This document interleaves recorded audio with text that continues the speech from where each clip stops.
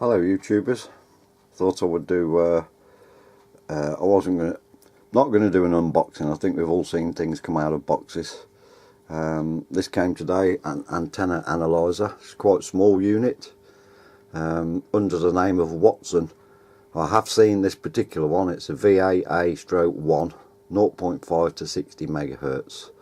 I have seen this model under different names, two different names.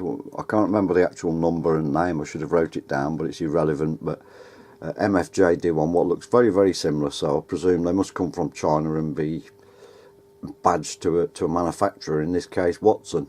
I haven't seen any on YouTube of this particular one with the Watson badge on it being reviewed, and I won't do a full review, it's just a quick one really. It cost, I believe, something like £179. I've got the receipt. It should have been slightly dearer, but it was a not used but a display model in a counter, so they gave me a bit of discount. I didn't ask for it, that's what they did, they gave me a bit of discount. Currently it's got an N-type connector. Because I've got a scanner, I can't show it in operation because I've stole the I've actually stole the N-type connector to make this video, but I've got a scanner here, a little Uniden Bearcat, very impressed with it there. And to plug a PL259 connector, you have to have it. It's got an N-type connector on the top, the same as the analyzer has. So I've just borrowed it off there for a second. I will buy another one at some point. If you're an amateur in the field, throwing up a long wire, an end-fed, dipole, whatever you're using, I would imagine it will come very handy. Very small, it's only about 3.5 inches by 3 inches. Very small, fit in your pocket. Very, very, I don't know how well the camera's going to pick this up, but it's a very, very clear colour display. It doesn't look that impressive.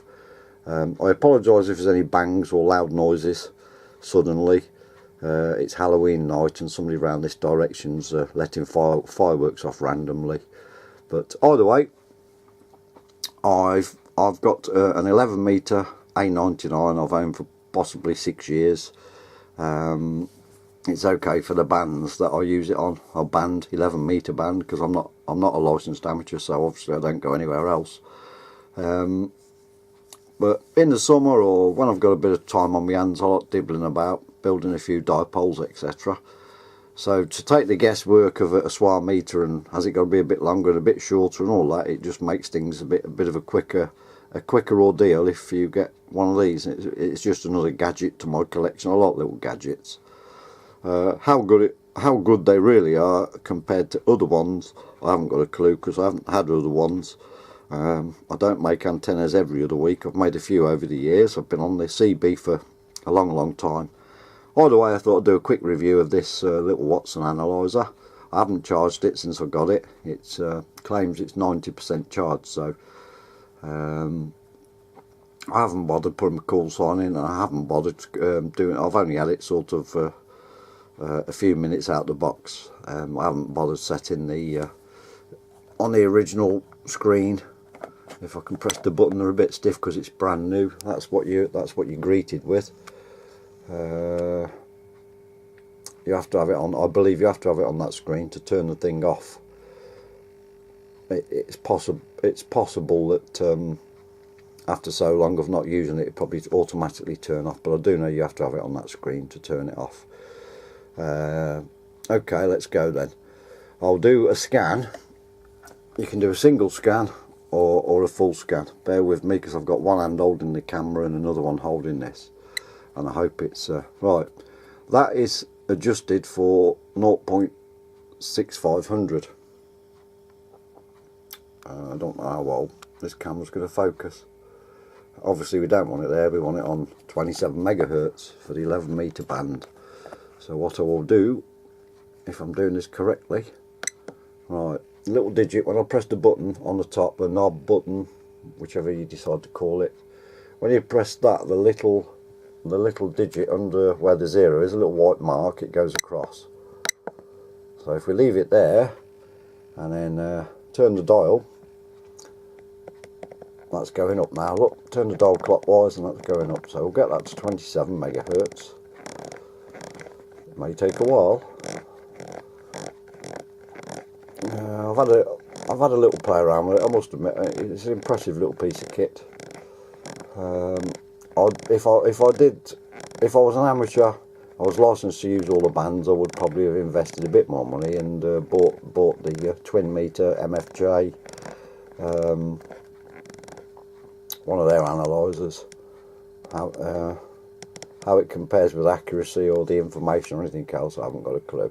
We'll set this to, look, we'll set it to 27,500 megahertz on the 11 meter band. If I zoom out a little moment. Now I can have a single span. The span, by the way, I've set to 300k. If I press the span button, I can alter the bandwidth. So what I'm going to do now is I'm just going to press the scan button and then see what comes up. And on this antenna, around there it should be, according to my SWR meter, and I have done a bit of a test with my SWR meter. I've gone through the bands to see what the SWR readings are. I've not got a very expensive meter. It's not top of the range by any standards. And a Vair AV201, some people say they're rubbish.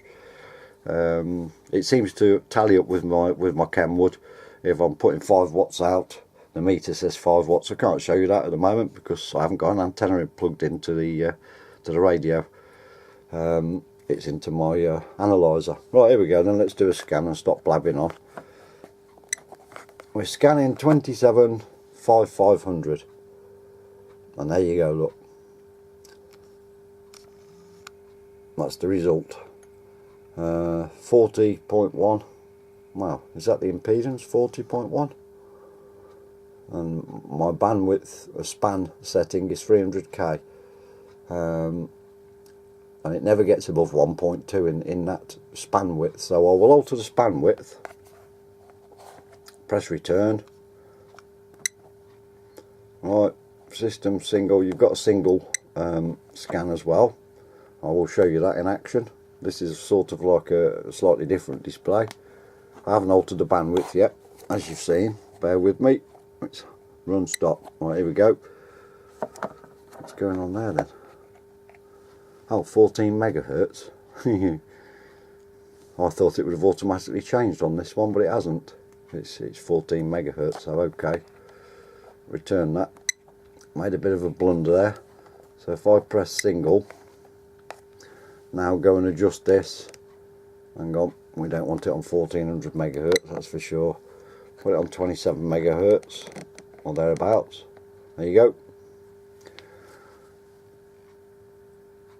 27 megahertz. It's about 1.3 according to the top scale. And you've got your resistance, your reactance, and the bottom one is related to interference, I'm led to believe. When I've read the instruction manual, I'll fill that gap in. But that's sort of a live single scan on 27 megahertz flat. Right, if we stop that now, right, press return. The buttons are a bit stiff, I believe, because it's new. Now then, what did I want to show you? Get it on scan. Alright, we'll alter the span and we'll put it on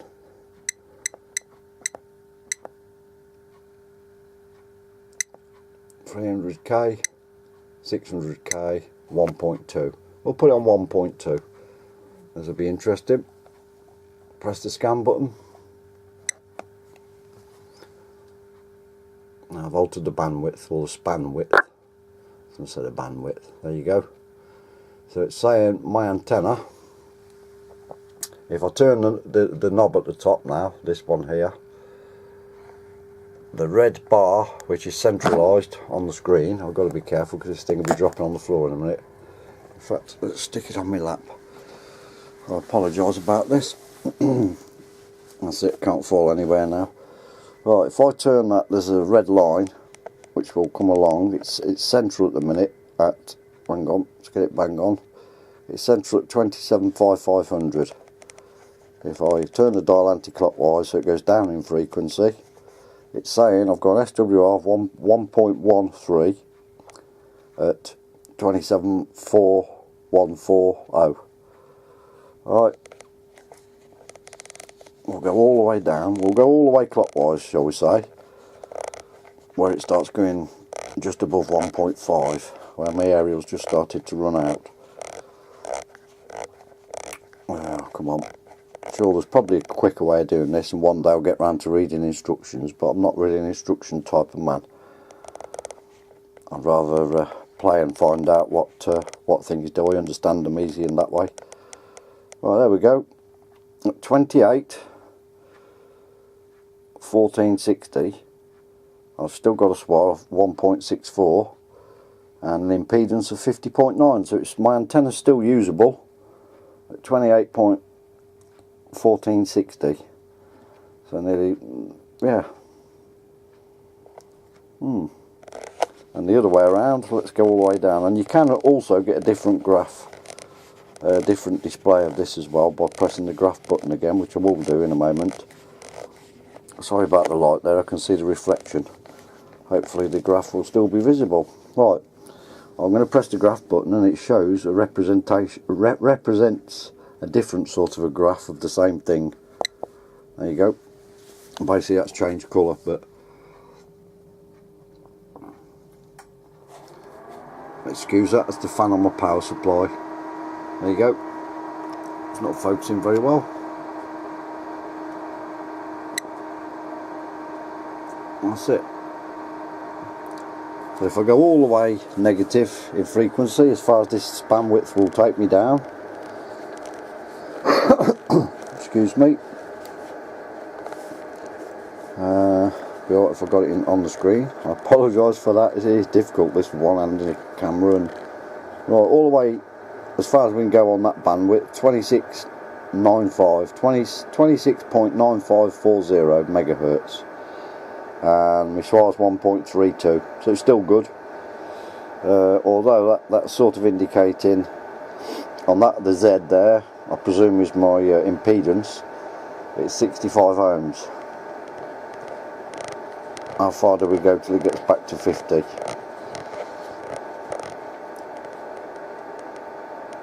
I'll go dead on there, look. Not as near as, damn it, to 50. That's 27,300. So that's sort of the bandwidth on this antenna. I have done a bit of a chart. Right, see if I can turn this off. See if I was correct what I initially said. Get to that screen, and you press and hold the knob on the top. A couple of seconds, and it switches off. Yep. That's that one.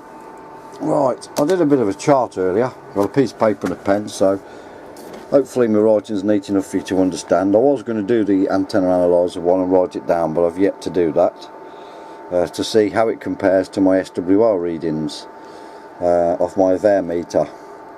These were the readings I got: 2300 2.5, 24 2.4, 25, 26 1.8, 27 1.3. I did 27 500 1.2. Now the bit at the bottom here, 18.600, I did quite a wide span earlier on this afternoon on my antenna, a very wide span, and I can't remember exactly what it was, but it showed you all the dips, and it had a dip to say that the SWR is very good at 18.600. Now what the impedance was at that, I don't know, because I didn't bother sliding the needle across. You know, the red bar, you can move clockwise or counterclockwise. But there was a dip, and it was about 1.3. The SWR was. I thought, oh, blimey, that's good. But I had a go at this frequency with my SWR meter, and it was very bad. And the SWR meter built into my Kenwood threw a dummy load, gave a full scale to say it was very bad.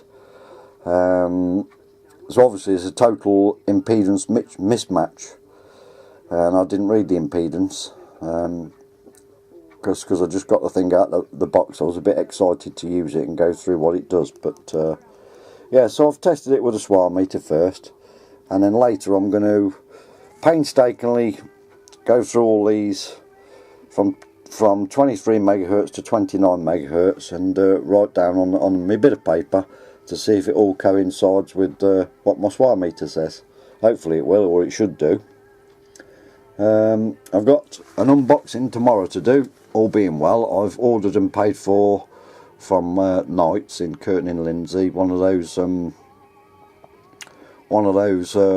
CRT 2000s little radio with a colour screen on it. So I'm looking forward to having a play with that, and it does a lot more frequencies than what I realised. I thought they were only a mid-block and sort of Muppet block radio, but apparently you can have them in export mode and they give you something like, I don't know, 5 meg bandwidth, something like that. I do have another CRT radio that I bought probably 6 months ago, and I'm quite impressed with this. This one here, I did put it up for sale on the Hatfield communication sites, but nobody got back to me. I've got the box instructions. There's a lot brand spanking new. It's not got a mark on it. It works very well. I'm impressed with it, to be fair. I consider it too big to put in my mobile, in my van or in my car. I consider this, it's definitely as big as it's as big as a Cobra, but when I paid and ordered it, I'd never seen one physically. And when it came, I wasn't disappointed with the way it works. It does everything brilliantly. However, I consider it too big to go mobile, so hence the reason why I've ordered this little CRT 2000. I haven't seen one of those in the flesh, but it does look in videos. There's only a couple of videos on there that scaling it next to somebody's hand like it is a small radio. So yeah, because I'm so impressed with this one and nothing's gone wrong with it. It's on frequency, on sideband and everything else. It does what it says it should do. That I thought I'll give it a bash and buy this little radio. So I've also acquired this radio, a 570D Kenwood, last week. Quite impressed with that. I did have an ICOM IC7000. There was nothing wrong with it. 2 meters, 77s, PMR, the lot, but I can't use half the radio, and it's a very small radio as well. This one's not too small and it's not too big. Simple to use, and it's Kenwood, and I think deep down, I've had a few Kenwoods over the years. I've not been so impressed with the Yaesus. Nothing against Yaesu radios, by the way. It's just my mind always pumps back to getting a Kenwood. I was going to treat myself to a 2000 TS2000, but although I like this radio, I'll stick with this one for the time being. Like I say, I've got my little scanner. I can listen to 2 meters. I can listen to my mates on the amateur bands on that, the licensed friends that I've got. 77s and PMR I can go on myself. You don't need a license for. So, and this is the box, by the way. It's the box what came this morning. Only took something like 2 days to get here after paying for it. Walters and Stanton X-Display model, unused. And then I think the instructions are in the top. I'm not into unboxing videos. It's just a box at the end of the day. There's your charging cable. I haven't opened it or took it out yet. That's your charging cable. And now the instructions, it seems like, I don't know, it seems like the outer page is missing. Like it should have a colour picture. Seems like that might be missing, but I'm not bothered about that. And that's about it. Wraps it up for this one. So all being well, if my other little package comes tomorrow, I'm quite sure I'll have to fumble about with the radio, because they have a lot of settings, them little radios, when you go into the menus and the functions. I won't read the instructions. I'm a typical bloke. Just keep pressing the buttons till you can fathom what's happening. But I'll give it a test, and I'll put it on my power meter to make sure it does do the specified power, 4 and 8 watts. But thanks for watching this video. I haven't been interrupted by any fireworks or frightened half to death. If it was any of use to you watching this, or you found it interesting, give me a thumbs up. If you've got any comments to make, please pass them on. Doesn't matter what they are, even if they're negative comments, I'm not bothered. Or if there's anything anything I've missed, regarding this little analyzer. The charging thing is at the bottom. I don't know if I can